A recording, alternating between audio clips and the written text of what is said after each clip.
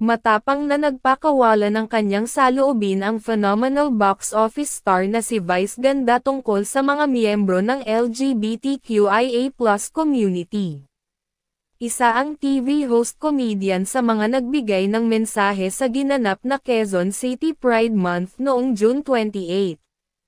Pahayag ni Vice, hindi dapat iniiwan o pinababayaan ang kanilang mga kasamahan sa LGBTQ community sa kahit anong laban. Lalo na yung mga miyembro nito na hindi nabiyayaan ng pribilehiyo. Kung tutuusin, may pribilehiyo na ako. Pero hindi porke may pribilehiyo ka, iiwanan mo na yung mga kasamahan mong hindi nakakatanggap nyon. Ang bahagi ng speech ni Vice. Patuloy pa niya, hindi porke matanda ka na, at may pera ka na, iiwanan mo yung mga tulad mo na hindi nakakakuha ng pribilehiyong nakukuha mo.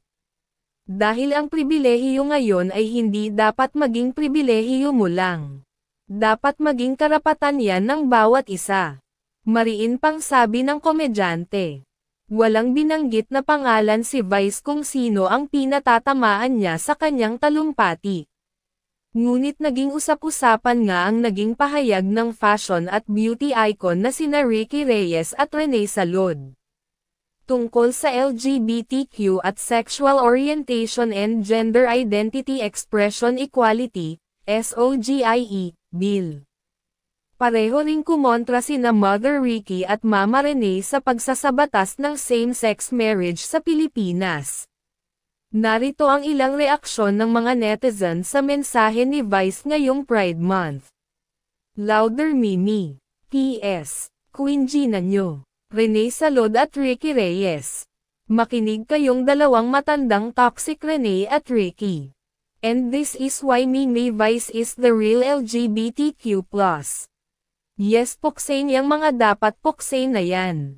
Napanood ko sa interview si Lolo Ricky Reyes ang tawag sa sarili niya wife. Devoted wife and mom daw siya sa bahay. Sobrang hypocrite, kala ko ba against sa marriage equality? Ipokritang walang pinagkatandaan. Rene Salod and Ricky Reyes.